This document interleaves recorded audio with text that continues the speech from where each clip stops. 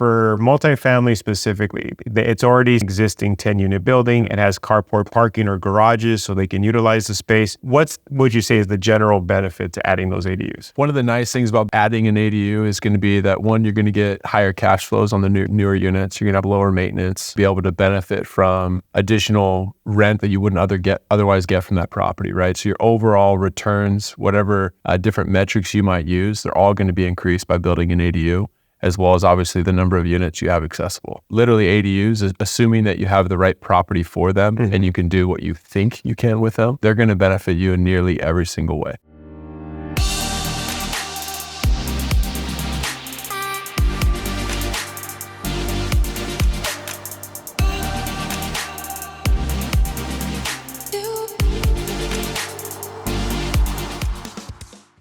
Hi, it's Kris German, and welcome back to the Apartment Dealer Show. Today, we're going to discuss ADUs, accessory dwelling units.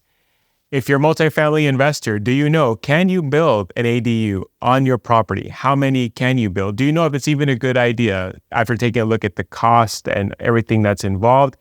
And we're going to answer the question, even if you can build an ADU, should you from a financial perspective? And with me to help answer that question is Mr. Adam Stewart of Backyard Estates. Now, Adam and his firm have been involved in construction for many, many years, but pivoted in 2020 to focus specifically on the ADU business, helping landlords, multifamily investors like you, assess the opportunities of building ADUs on an existing property to then helping through the construction process. So Adam brings that experience to the table today. He actually was a referral from a client of mine who owns thousands and thousands of multifamily units. So I know just on that referral alone, Adam and his firm do a great job. So help me welcome Mr. Adam Stewart. So Adam, thank you for being here with us today. Absolutely. Pleasure, man.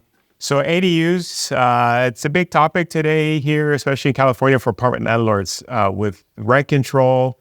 They're trying to find out a way, how do I increase my cash flow? How do I increase my property's value? And so with the passage of the ADU law, many of them now have turned to this. And with apartment buildings being as expensive as they are, many of them have said, you know what? I'm not even going to say buy a new building. I'll just start adding, especially sizable owners. I'm just going to start adding ADUs to all my properties. And I'll look at that as my new acquisitions because, at least the way the law stands now, by adding an ADU, it's new construction. At least that particular unit is not under rent control. Now that may change come here in November. But at least, that's the way it's been. So start us off, for those who may be unfamiliar, what is an accessory dwelling unit, an ADU? Kris, thanks for having me. That's a really great question. So an accessory dwelling unit is effectively a second home on an existing property. So that means that it's a completely separate unit, whether that's an apartment complex where you're adding additional units, or if it's a single family, you're adding an additional home in the backyard. It's going to have its own bathroom. It's going to have its own kitchen. And it's going to have a lot of the building codes associated with a single family home or an apartment. So you're going to have all of those same requirements on an ADU. As you're meeting with potential clients, what are the benefits that you would say adding an ADU has specific? Because it's one thing to single family homes. I know a lot of these folks are saying, hey, you know what? Hey, that's great for the mother-in-law's quarters and this sort of thing. But for multifamily specifically, it's already, say, an existing 10-unit building. It has carport parking or garages so they can utilize the space. What would you say is the general benefit to adding those ADUs? Yeah, that's a great question. So one of the nice things about adding an ADU is going to be that, one, you're going to get higher cash flows on the newer units. You're going to have lower maintenance. As you mentioned earlier, you're going to be able to benefit from additional rent that you wouldn't otherwise get from that property, right? So your overall returns, whatever different metrics you might use, they're all going to be increased by building an ADU, as well as obviously the number of units you have accessible. Literally ADUs, assuming that you have the right property for them and you can do what you think you can with them, they're going to benefit you in nearly every single way. You're going to have newer, more modern open floor plans. You're going to have higher quality materials, often that are going to be durable, low maintenance. Again, the cash flows are going to be significant, and it's really just making sure that your property will allow you to do what you think it will.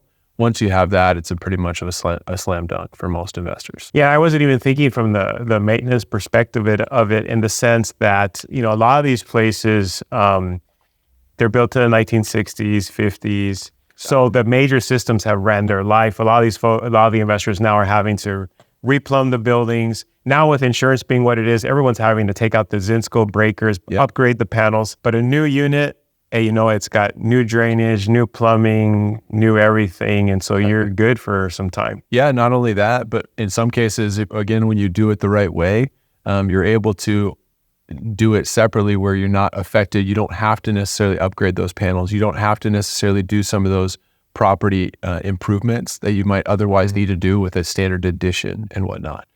So there's a lot of tricks to the trade, but obviously the biggest being that you get these brand new units that are going to be increasing not only the value of the property, but obviously the cash flow that's driving that value. And not to get too specific, but I guess, that brings up the point. It varies city to city. You might be building an ADU in one city and they may say, hey, you know what? Now that you're doing this, we want all the meters in one location. And now you're having to move meters around. Or, hey, now you're doing this almost like, okay, well, now we can get you for, I'm not gonna say they're just gonna do it for additional fees, but it does bring about additional fees. And now it allows them to require you to bring things up to code that otherwise they would have to grandfather in. And so I imagine city to city, you guys see all sorts of requests. Yeah, absolutely. When you look at a project, there's 3 stages to a project. You've got the plan stage, you've got the permitting stage, and you've got the construction stage. And so when you go into a project, not only is there a lot of variation with the cities, but the cities and the building codes, how they interact with the unique property characteristics adds for a lot of variability.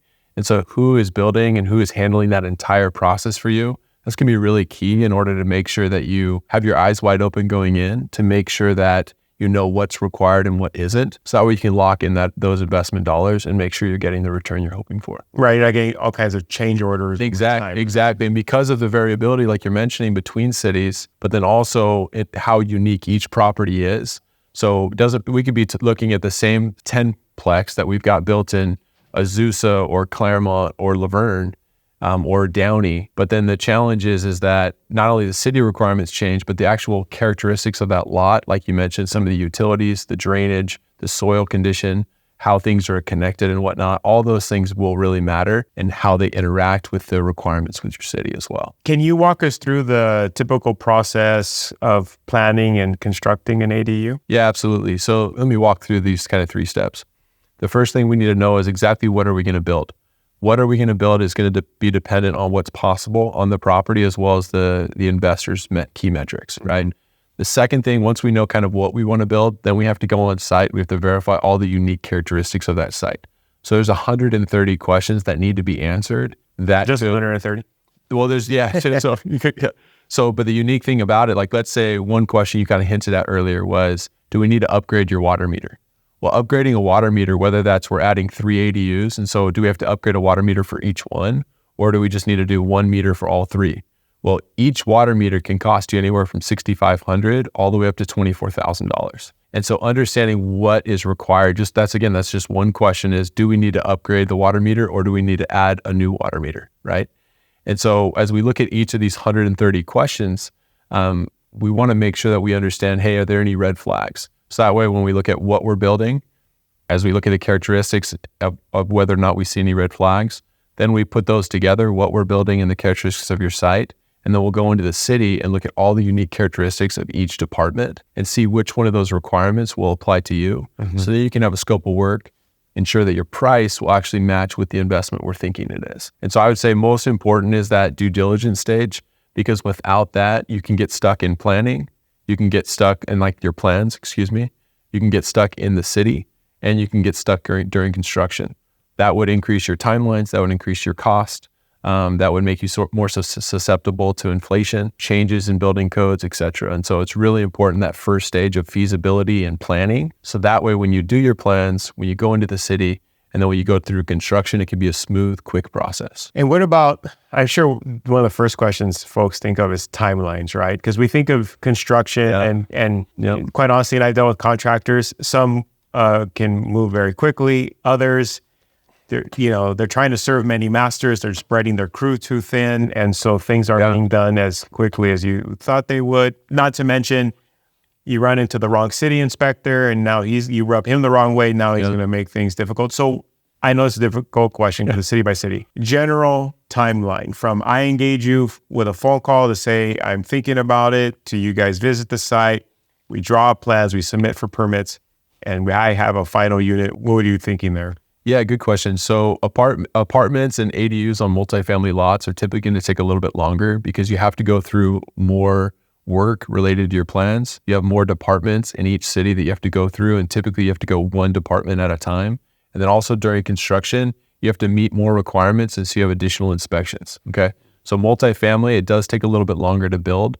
As opposed to you're saying ground up. As opposed, no, I'm actually saying as opposed to say like single family. Right. Single versus multifamily. Multifamily will take a little bit longer. And so it's important that whoever you're speaking with in regards to timeline, make sure that they have experience with exactly what you're wanting to build. Does that make sense? Mm-hmm. As far as timelines, typically you're looking for plans.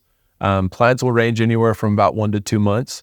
There's several different types of plans that can be required. You need to make sure you get all the right plans done up front. Otherwise, you'll be kicked back and forth from the city to plans. Back and forth, and that could really extend your timeline. So probably 1 to 2 months for plans, assuming you're doing it right. And then when you get into the city, this can really vary depending on which city and county you're in. But usually on multifamily or lots, you could range anywhere from about 3 to 7 months, very much city specific as to what their process is. Do they allow you to submit to all departments at once? Do you have to go in each one in order? In Pico Rivera, for example, you have to go through the first department, get approval.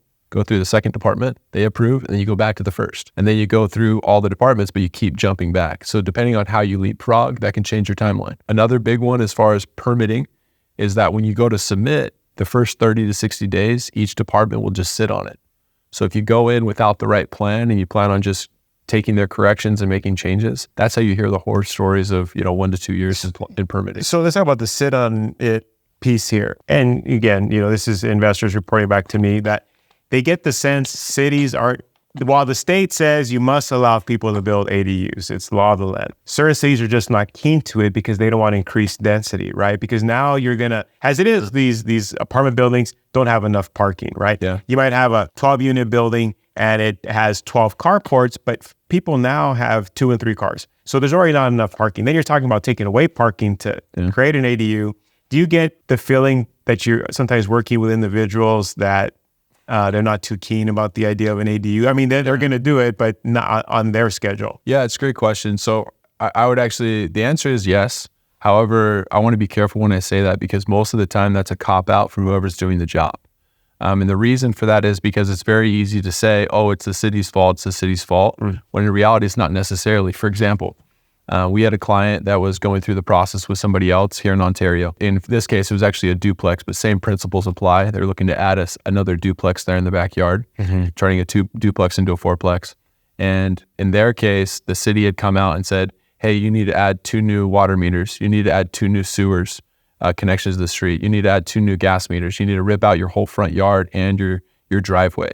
The list goes on and on, right? And so these individuals not only took longer in permitting, so they took probably 4 to 6 months longer in permitting than they needed because they submitted the city said, you need to do this. And so they just said, okay, we'll change the plans and we'll go back. When they were going to break ground, obviously their price went up and there was still a lot of unknowns. So this individual, this investor reached out to us and we actually did a formal property assessment for him. And we were able to determine that because we do a lot of work, we only do ADUs, we do a lot of work, we're in about 50 cities. So we know the cities, we know the inspectors, we know the state law. And we were actually able to determine that even though the city was asking for those things and requiring them, they weren't actually required due to state law. So I was able to get nearly all of those requirements eliminated except one. And then one of those requirements, I even worked with the inspector during construction to eliminate that as well. So that saved over $200,000 in costs of just what the city was adding on to a project. And so the key here is that if you know what the requirements are up front, you know the property characteristics and how they all interact, not only can you go through a lot more quickly because yes, they're going to sit on it one way or the other, those 30 to 60 days, but when they can give you something back, they always want to give you some kind of correction, but they'll say, hey, just add this word here and then we're good to go. We'll resubmit it real quick. We'll beg them to respond quickly, like just good relationship. And then we'll be able to turn around plans a lot quicker. And then people like working with people who are good and understand. Right. Does that make sense? And so that's something that's really important that I can't emphasize enough is value engineering, is making sure that you know what's required, providing that. And when something is being asked that's not required, understanding how to remove that. We also had another one in LA where they were requiring a block wall to be put around that entire property. Well, that's against state law. We were able to avoid that, and that could have been a $50,000 expense. So when you challenge them and you say, hey, that's not required in the law, does that conversation go over easy? Because essentially you're challenging their authority. Yeah. So, and that's one of the things that's really important is, we don't make excuses.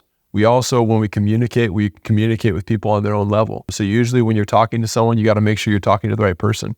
If you're speaking with a plan checker, you're usually going down the route of, hey, this is my understanding. This is what your city code reads. This is my interpretation of that. This is state law. This is my interpretation of that.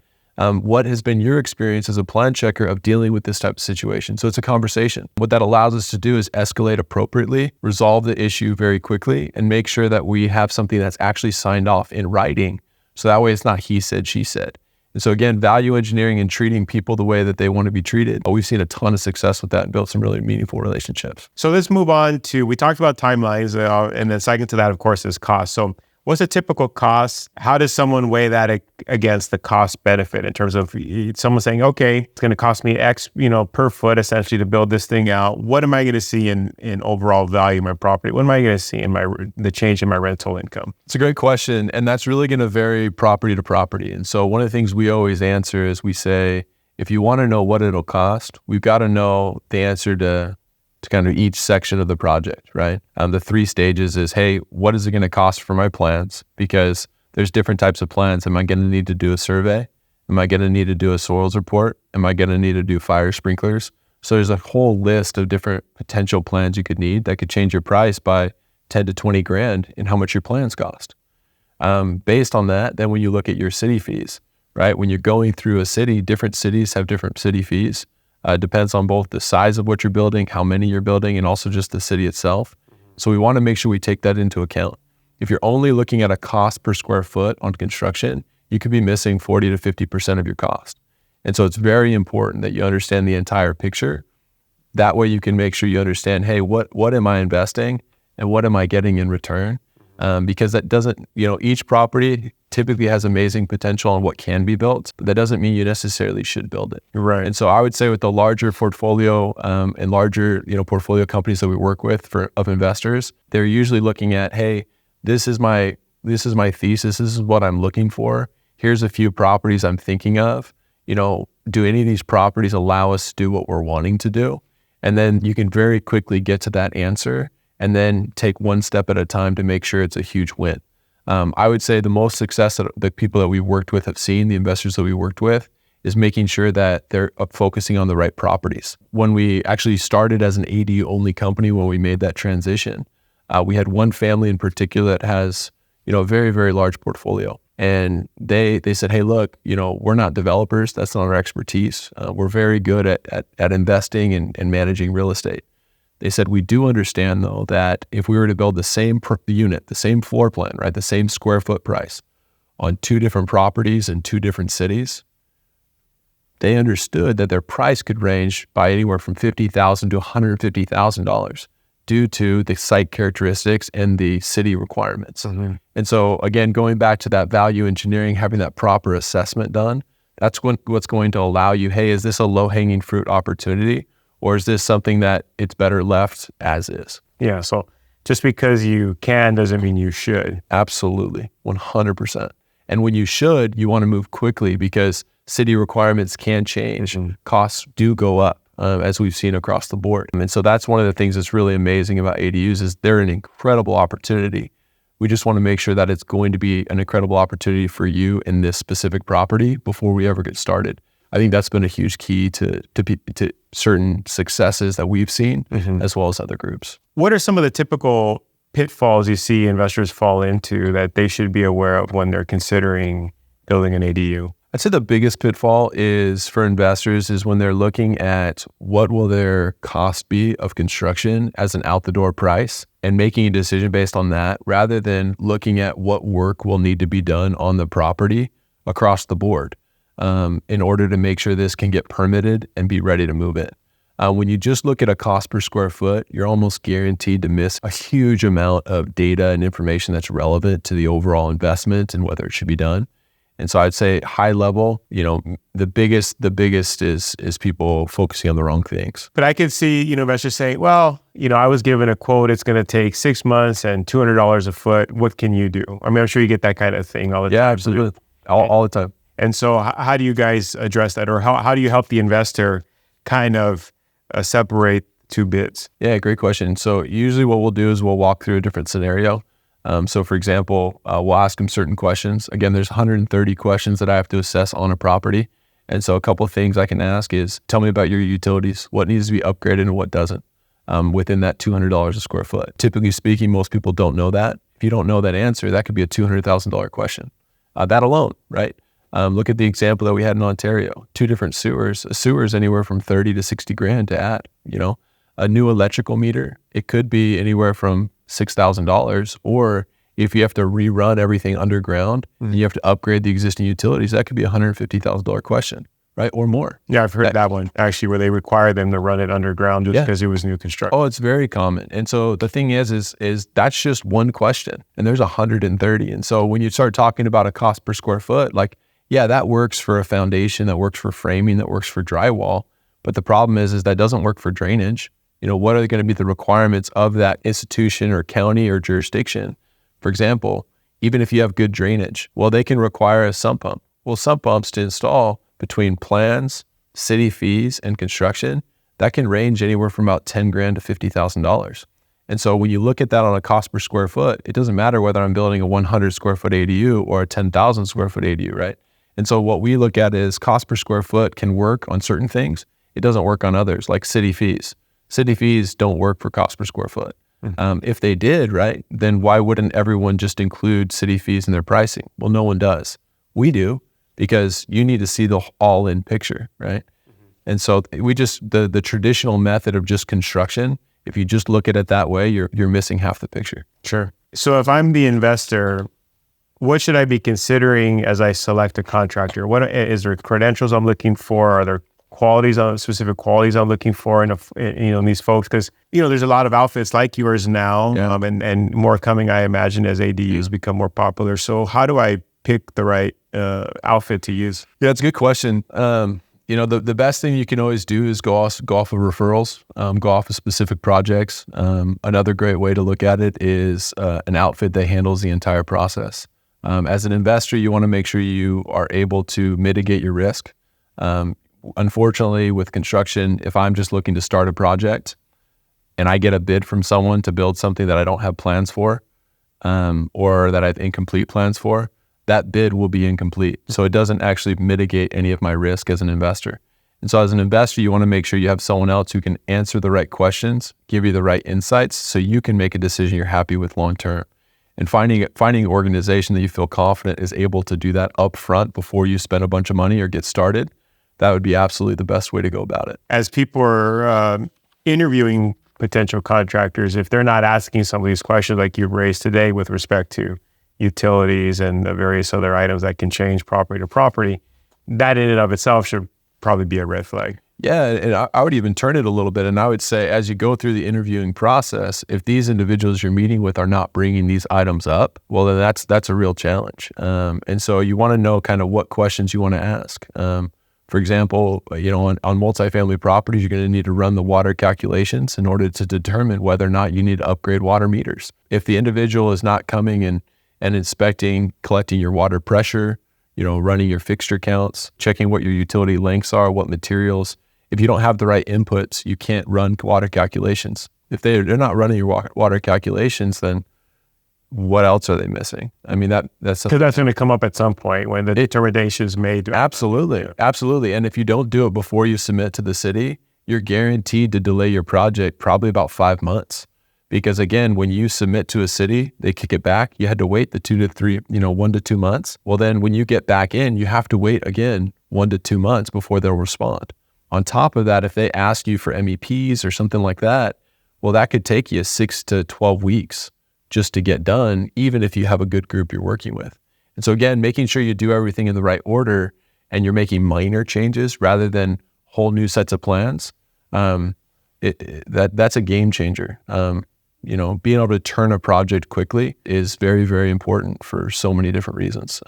time is money, especially when you do these ADUs. And so having that right assessment up front it literally is everything. It really is everything. Does your company use what I would call like any innovative design or construction styles that amounts to lower costs at the end of the day? You hear a lot of stories about prefab. You hear a lot about, SIPs. You hear a lot about, going back to prefab, either modular or manufactured. You hear a lot about 3D printing.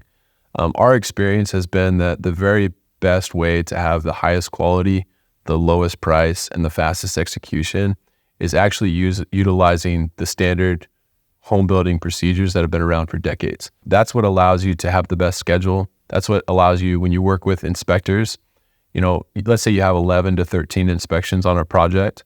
Well, if you're dealing with LA County, for example, they're going to be anywhere from 7 days to 14 days from the time you submit to be able to get on site. Well, that means if I have 13 inspections and that each one of them, they're unfamiliar with manufactured, well, they're going to have to call their boss out. It's going to be an extra 14 days. And so what we found is not only for suppliers, getting the right quality materials delivered on time, on site, getting the very best pricing, where supply and demand meet. Definitely traditional building methods are the best. We do both prefab as well as ground up. We haven't recommended prefab on any property in almost 2 years now because the quality isn't the same. The price is now about the same. Prefab can even be more expensive. And so definitely traditional methods, especially for multifamily investors, 100%. Tried and true wins again. Oh, absolutely. 100%. So mom and pop. So for many of them, I think even after hearing this, they'll be like, all right, that was all good, but I just want to know price per foot because a contractor told me it's going to be, last week we were calling around on behalf of a client 2 weeks ago. He just wanted to know, I just want to know general cost. He was trying to make a decision of, do I keep a property or do I sell this property because it has ADU potential? Okay, right, we'll call a couple guys real quick. And I happened to be sitting when I got that call with a client of mine who's building ADUs. And so we called like his contractor. His contractor was, it's going to be $180, 6 months to 6 to 12 months, $180 a foot, 6 to 12 months. Call another guy, well, no, it's going to be closer to 12, about $200 a foot. And so people, they just wanted like, this matter of fact, and not realizing like, well, they're trying to get you in the door, but that's not all there is to the picture, right? My experience has been, if I get a call from someone like that asking that, if I can't turn the conversation within 2 to 3 minutes into understanding what work actually will need to be done and how that work affects your timeline, which affects your costs, and how it all fits together. If someone doesn't have that level of interest, 2 things will happen. 1, they'll never ever build an ADU, or 2, they will get screwed, and it will be a very bad investment. I mean, it very bad. That individual I told you about in Ontario, he originally was told, like, we looked at his project and I said, hey, to build this duplex all in, you're looking at about $300K. We have our own custom software where I can assess a property better virtually than any GC can in person. And I said, you're probably looking at about 300. And he said, hey, there's this other company that just only does ADUs. I see them on Instagram. They seem to do a lot. They said 200K is what they're looking for. And the crazy thing about it is I said, look, just so you know, Paul, I can't build that in my own backyard for that amount based on these different characteristics I'm seeing right now. And this is without digging in and answering all those questions, right? And he said, well, it's $100,000. It's a huge difference. I got to move forward. I said, hey, I totally understand. He's supposed to be done in 3.5 months. He called me nearly a year later and he said, hey, I'm about to pull my permit.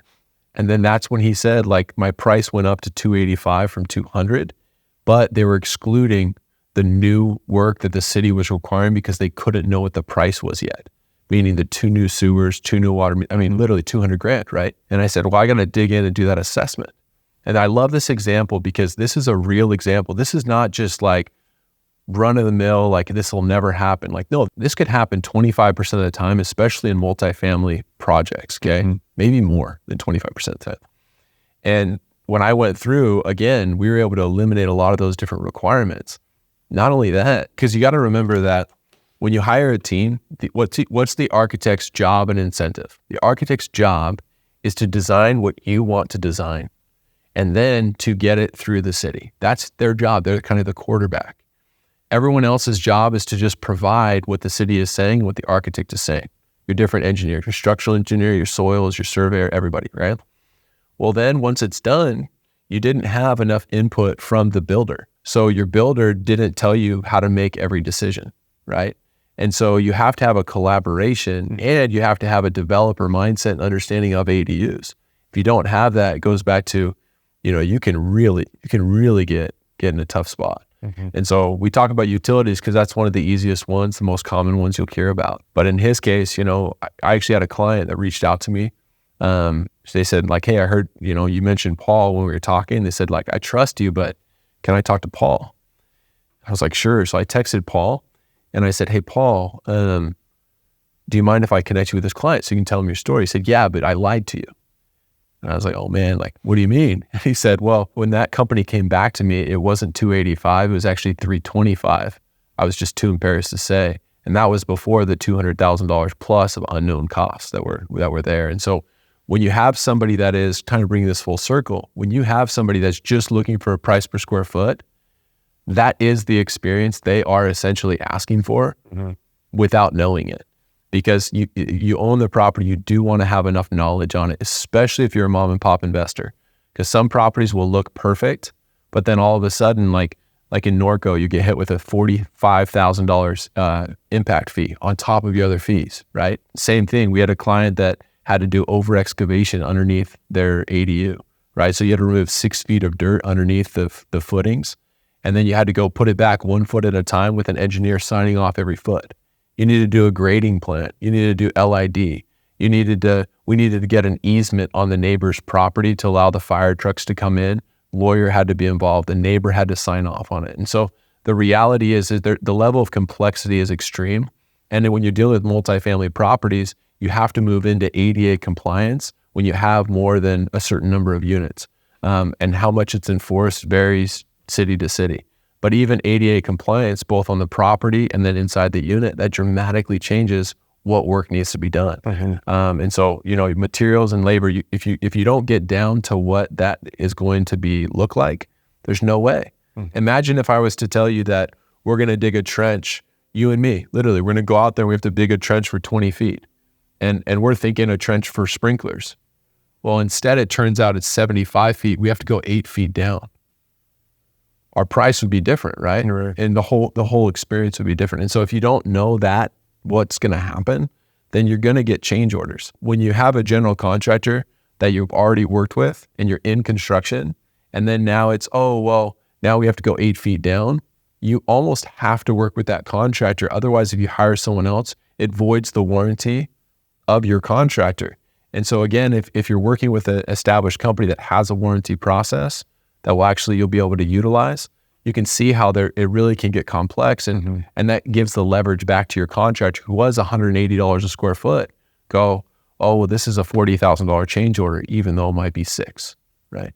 And so that's one of the kind of the challenges that you really, really end up in. And so, our thing is the horror stories come as a result of people oversimplifying, not looking at the details. And for a mom and pop investor,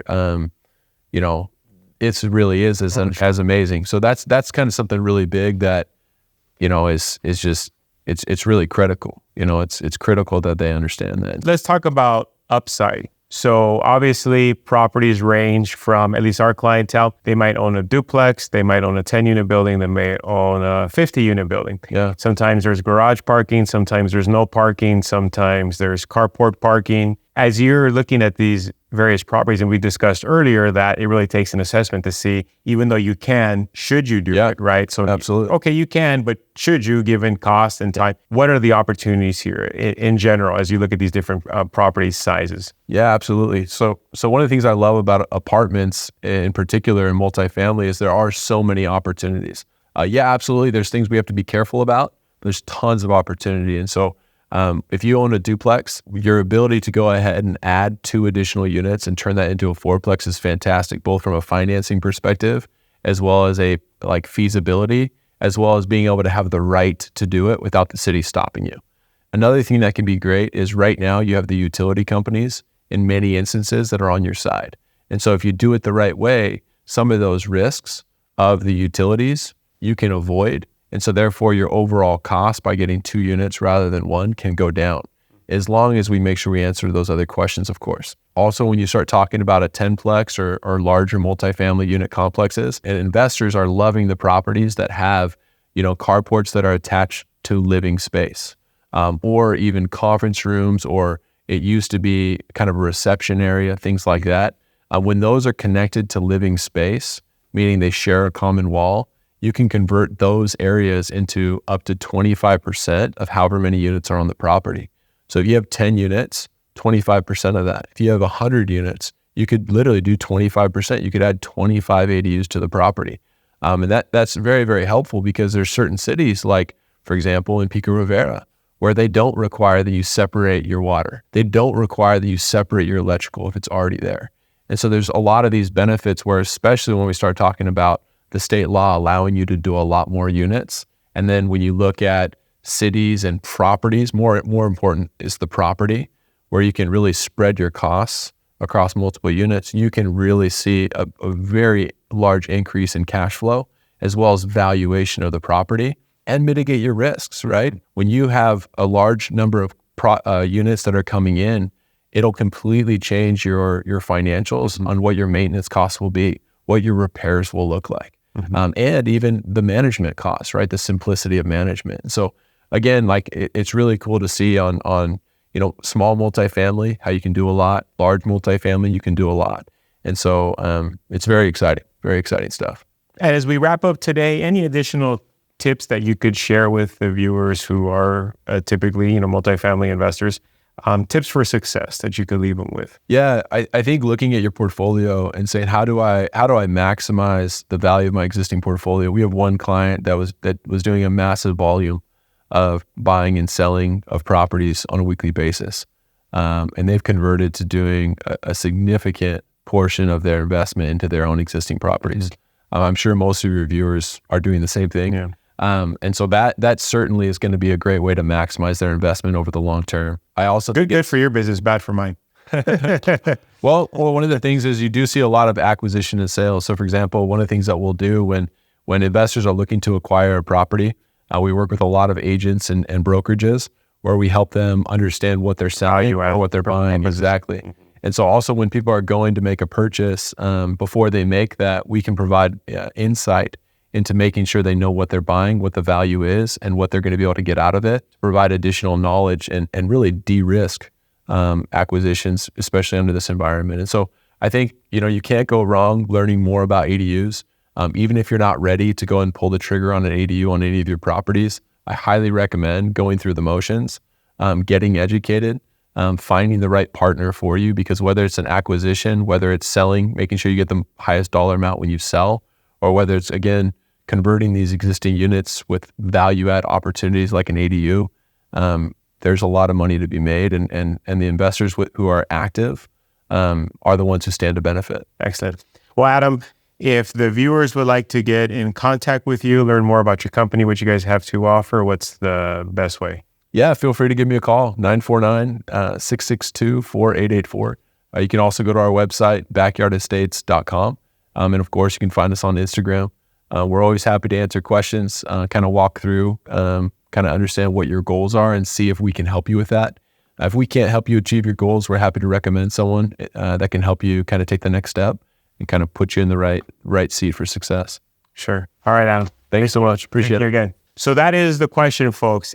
Even if you can build an ADU, should you? It takes, like anything, it takes an analysis. I hope you found today's show informative. Be sure to give this video a like, subscribe to our YouTube channel if you have not already. If you're just finding us for the first time, peruse our YouTube channel. There's hundreds of hours of educational content for landlords, specifically for landlords.